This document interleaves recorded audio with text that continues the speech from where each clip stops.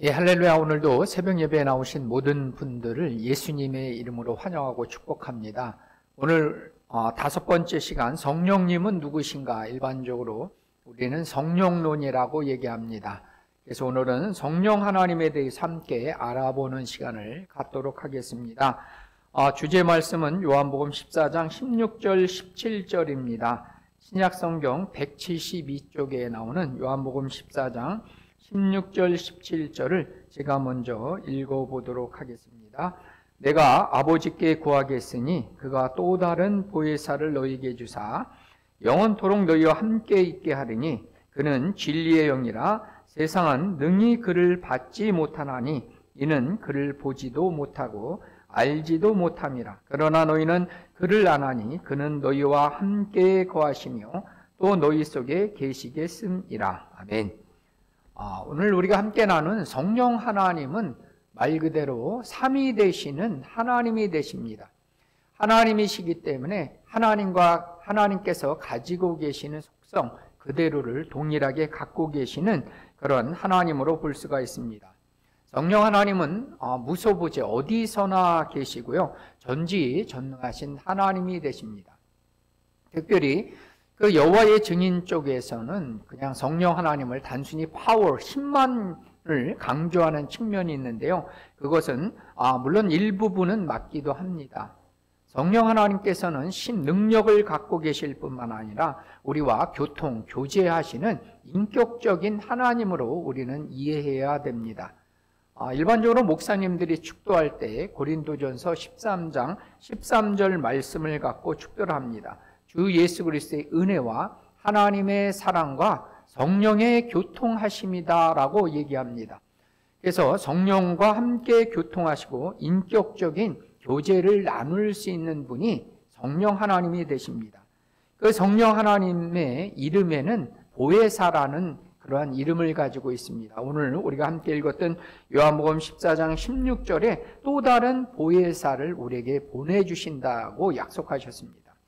이 보혜사라는 뜻은 파라클레이토스, 곁에, 파라는 곁이라는 뜻입니다.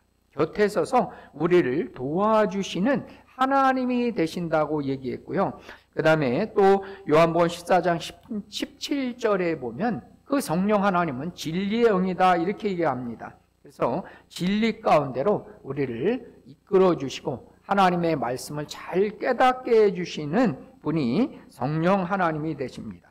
세 번째로 이 성령 하나님은 우리가 성령 하나님 얘기하면 영어로 Holy Spirit 이렇게 얘기합니다. 거룩하신 하나님, 즉 우리를 정결케 하시는 거룩해 하시는 하나님의 특성을 가지고 있다라고 볼 수가 있습니다. 두 번째는 이 성령 하나님이 하시는 일 중에 가장 중요한 첫 번째는 우리를 거듭나게 하십니다. 요한복음 특별히 3장에 보면 예수님과 이 니고데모와의 대화가 있습니다. 이 니고데모와의 대화 속에서 그 예수님이 니고데모에게 얘기하는 것은 성령을 통한 거듭남, 중생에 대해서 얘기해 주고 있습니다. 이 니고데모는 육적으로 그것을 이해하기 때문에 그 거듭남에 대해서 잘 알지 못했습니다. 그러나 예수님께서는 성령으로 난 자, 성령을 통해서만 거듭나고 깨닫게 됨을 얘기를 해주고 있습니다. 그래서 죄를 책망을 받고요. 그 다음에 이 죄에 대한 회개를 하고 예수 그리스도를 믿음을 통해서 성령의 세례를 받게 되는 그 과정을 우리는 기억해야 될 줄 믿습니다. 그래서 우리가 예수님을 믿을 때 성령께서 우리로 하여금 예수님을 주라고 고백하고 하나님을 아버지라고 고백할 수 있게 해주는 것입니다. 그리고 두 번째는 이 성령께서는 우리가 하나님의 자녀인 것을 인쳐주십니다. 그래서 에베소서 1장 13절에 보면 성령의 인치심입니다. 그래서 그 과정을 보면 하나님께서 우리를 택정하시고 그 다음에 그 아들 예수님은 우리를 구원하시고 성령께서는 우리를 하나님의 자녀로 인치신 것을 보게 됩니다. 그리고 또한 이 성령께서는 우리의 연약함을 돌보신다라고 로마서 8장 26절에 말씀하고 계십니다. 그래서 우리가 기도할 때 우리가 잘 할 수 없는 부분을 성령 하나님께서는 도와주셔서 우리로 하여금 기도하게 하시는 그러한 분이십니다. 그 다음에 네 번째는 성령으로 충만케 하시고 성령의 열매를 맺게 하십니다. 그 부분은 우리가 네 번째에 다시 한번 설명을 해드리도록 하겠습니다. 그렇다면 세 번째로 우리가 오순절 날에 성령 하나님께서 오셨습니다. 그럼 왜 오순절 날에 성령 하나님이 오셨고 성령 하나님의 오심이 왜 중요한지를 함께 이야기해 보도록 하겠습니다. 우리가 구약에는 오순절 날 그 앞서서 유월절이 있습니다. 그 유월절은 어린 양의 피를 문설주에 발라서 죽음의 사자가 넘어가는 패스오버된 죄로부터 구원케 되는 그러한 날입니다. 그래서 유월절이 7번째 지난 7주째 지난 77이 49, 그래서 그 다음 주일이 오순절 날입니다. 그래서 50일째 첫 이삭을 드린 절기가 오순절입니다. 그래서 첫 번째 절기를 초실 첫 번째 열매를 드렸다라고 해서 초실절이라고 얘기하는데요. 이 의미는 부활하신 예수님을 의미한다라고 볼 수가 있습니다. 그래서 부활하신 예수님께서 50일째 되는 날 이제 성령을 부어주시고 그 오순절의 역사가 이제 시작되는 겁니다. 그래서 우리가 제자들이 그 오순절 날에 성령을 받고 나서 했던 것이 무슨 일이냐면 이제 나가서 그들이 예수의 복음을 증거하기 시작했다는 겁니다.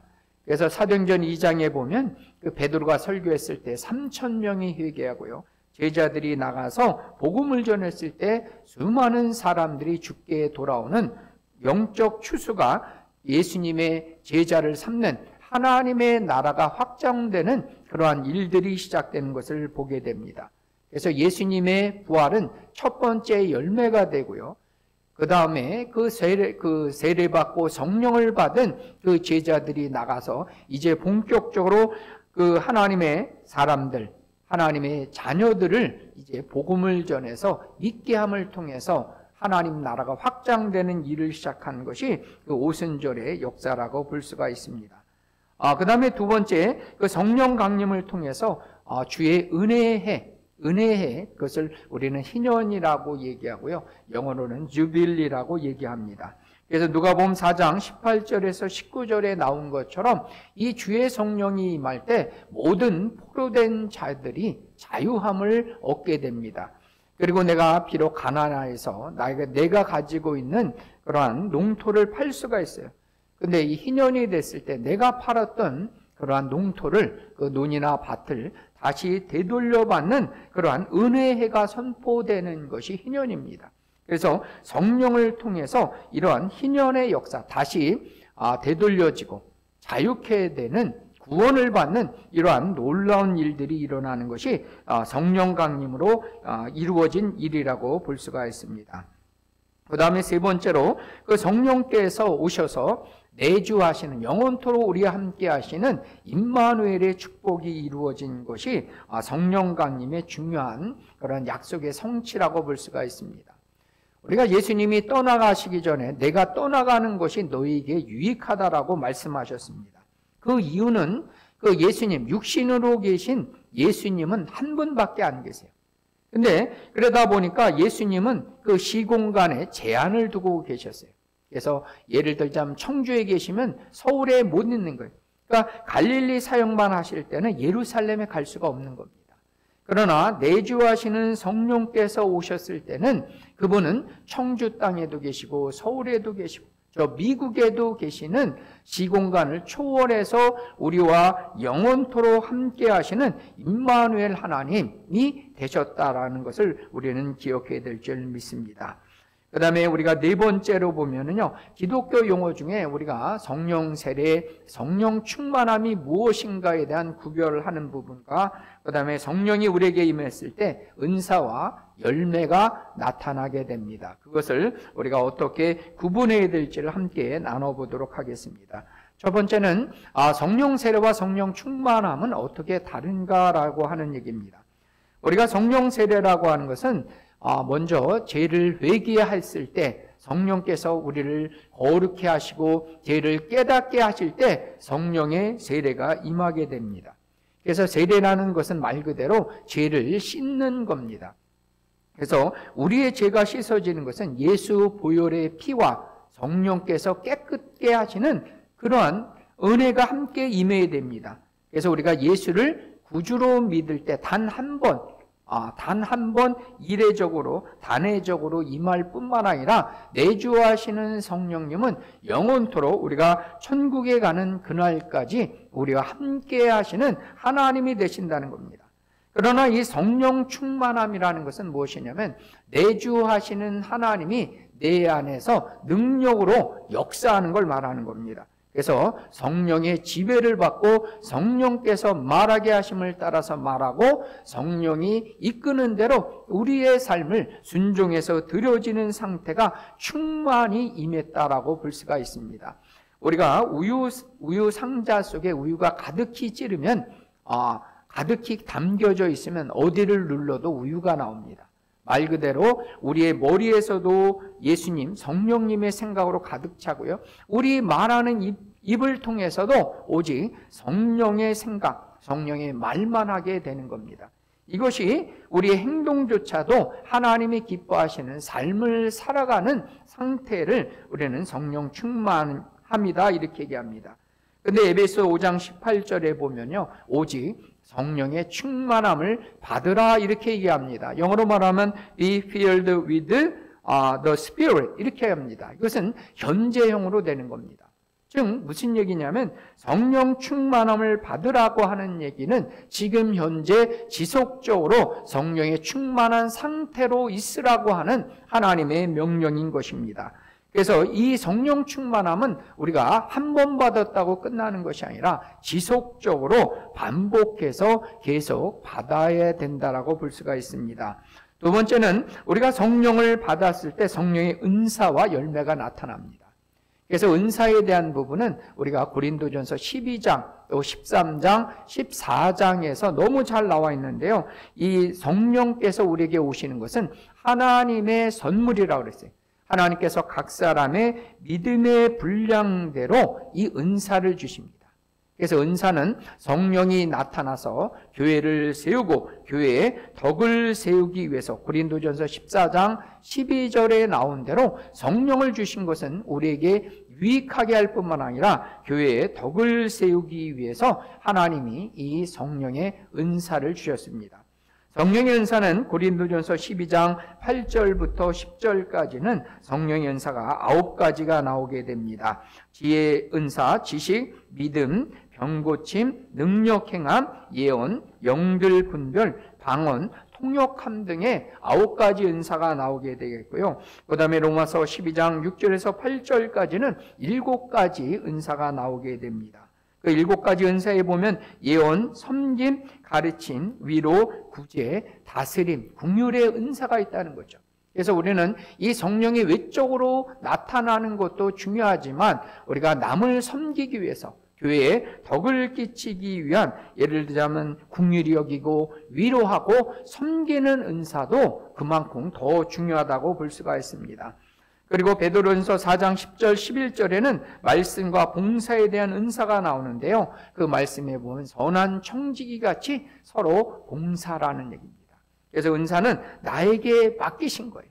그래서 나에게 맡기신 은사를 가지고 선한 청지기처럼 서로 봉사할 수 있도록 우리의 은사를 사용해야 될 줄 믿습니다. 그 다음에 마지막으로 성령께서 우리에게 임하였을 때는 성령의 열매를 맺히게 하세요. 그래서 성령의 열매는 갈라디아서 5장 22절 23절에 나와 있습니다. 우리가 9가지 은사가 있는데요. 사랑, 희락, 화평, 오래 참음, 자비, 양선, 충성, 온유, 절제에 9가지 은사가 있는 겁니다. 다시 한번 같이 한번 성령의 9가지 열매를 같이 한번 해보겠습니다. 사랑, 희락, 화평, 오래 참음, 자비, 양선, 충성, 온유, 절제 이렇게 9가지입니다. 그래서 성령의 열매가 있는 사람들은 그 성격적으로 우리가 온유해질 수 있고요. 사랑이 많고요. 오래 참고 절제할 수 있는 능력이 생긴 거예요. 근데 우리가 가만 보면 이 성령의 은사와 성령의 열매는 함께 가야 되는 거예요. 그래서 예를 들면 어떤 목회자가 성령의 은사는 많이 있어요. 근데 열매가 없어요. 그러면 그분은 인격적으로 조금 부족할 수 있어요. 그러면 목회자로서 목회하는데 많은 지장이 될 수도 있습니다. 반면에 어떤 목사님이 열매는 좋아요. 성격적이나 인격적으로 훌륭하신 분인데, 근데 성령의 은사가 약하세요. 그러면 예를 들자면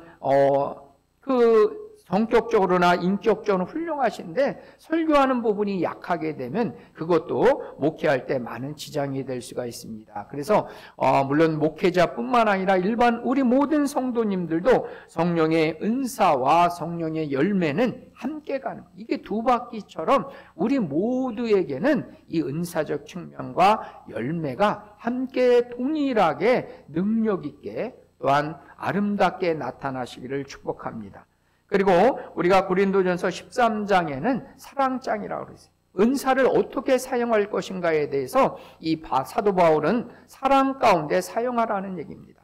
그래서 내가 아무리 은사가 많고 열매가 있더라도 더욱더 중요한 것은 그 모든 것들을 사랑 가운데 행해야 된다는 얘기죠.